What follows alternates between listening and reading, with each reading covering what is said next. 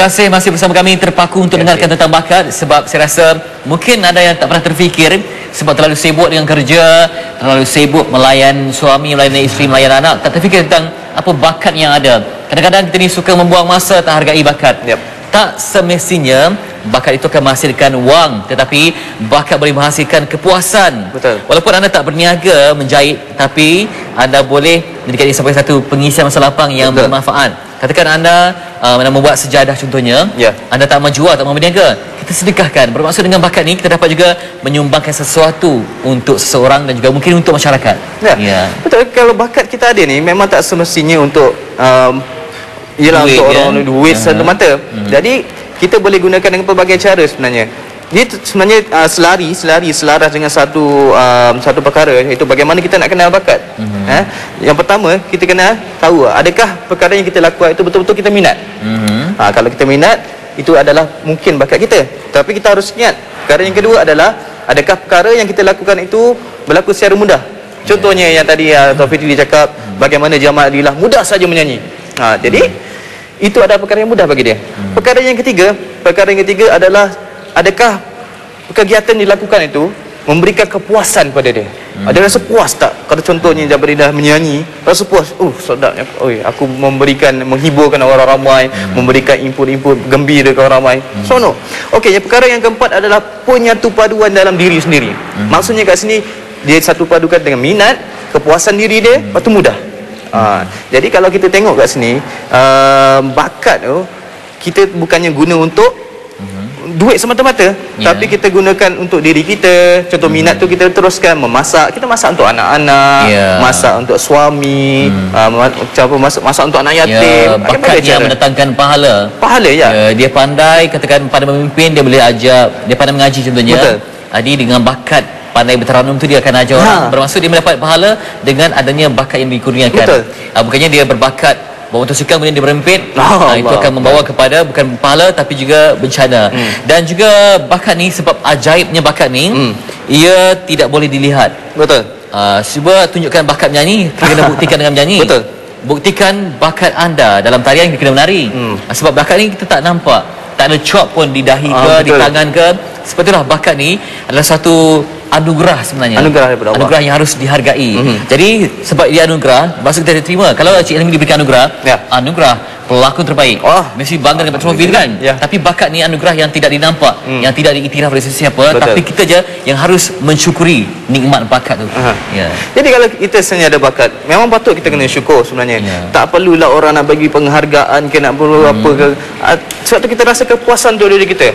Bila kita rasa puas, automatik, secara automatiknya kita akan anggap perkara tu seronok, kita rasa seronok, kita rasa gembira, seolah-olah benda ni memang hala tuju kita nak lakukan perkara ini sepenuhnya. Kalau setakat mengharapkan penghargaan, mungkin akan timbul satu perkara yang lain, riak. Riak, wujud takabur, yang menghantarkan satu perkara yang mungkin membawa keburukan, iaitu keburukan ke arah dosa, menunjukkan ke arah mungkin kalau dah riak, dia mengabaikan orang lain, ibu bapa ditinggalkan. Okey sebenarnya. Dan bakat tak dapat dipinjamkan.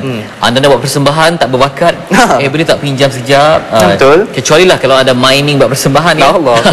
Sebab bakat ni memang sebenarnya ia adalah hak eksklusif yang diberikan, tak semua orang dapat. Tetapi jangan anda rasa rendah diri, anda pergi ke ujian bakat nyanyian, anda tersingkir, tapi anda tak berbakat nyanyian. Rupa-rupanya Tuhan anugerahkan anda untuk menjadi seorang yang berbakat dalam bidang pertanian. Anda menjadi seorang yang maju jaya dalam bidang pertanian, cipta jadi sebagai petani moden dan sebagainya. Sebab itu, kalau anda ada masa yang terluang, cuba senaraikan apakah keinginan dan juga bakat anda. Dari situ kita akan kemaskinikan, kita akan pergi ke saluran yang betul. Yang menjadi masa sekarang ini ialah mereka yang membuat perkara dengan perkara yang tidak minat. Minat. Itu yang menjadi masalah. Jadi kepada mungkin yang peringkat yang akhir sekali, apakah kita dapat rumuskan tentang cara-cara untuk kita memastikan bakat terus berkekalan, terus lestari, terus berkembang untuk kemajuan diri sendiri, dapat diberikan rumusan untuk penonton carakan maklumat yang terakhir sebagai rumusan. Sebenarnya kalau nak cakap tentang bagaimana kita nak kembangkan bakat dengan betul-betul secara amat luas sebenarnya.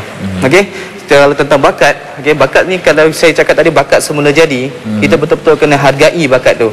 Jadi kita ni sebagai contohnya kita hadirkan diri ke mana-mana program, contoh kita tanya bakat apa bakat saya, macam saya lah, macam saya tanya adik bakat apa, saya tak tahulah bang bakat saya. Jadi maksudnya kat sini kita sendiri pun tak tahu bakat yang ada dalam diri kita. Macam mana pula kita nak tunjuk kepada orang?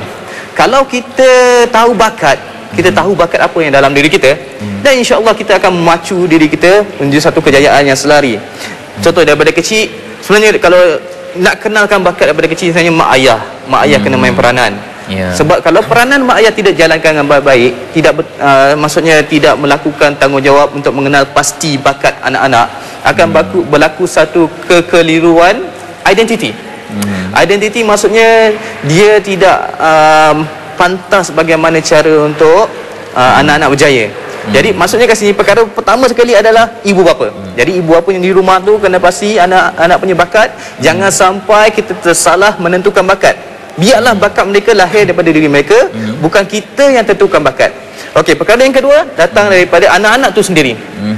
Anak-anak tu sendiri mesti ada kemahuan untuk terus berjaya. Mungkin boleh minta mak ayah untuk hantar ke pusat-pusat latihan tertentu, contohnya pandai dalam berucap, pandai dalam berlakon. Jadi dia boleh minta ayah, minta mak hantarkan kepada kelas-kelas lakonan. Jadi itu pada yang pertama mak ayah, yang kedua anak-anak, yang kedua masyarakat. Masyarakat penting sebenarnya. Kadang-kadang masyarakat ni kata kau ni berangan sajalah, padahal kita boleh tunjuk lagi, kita boleh tunjuk kita punya bakat. Jadi ingat peranan ibu ayah, anak-anak tu sendiri, yang ketiga masyarakat. Ya.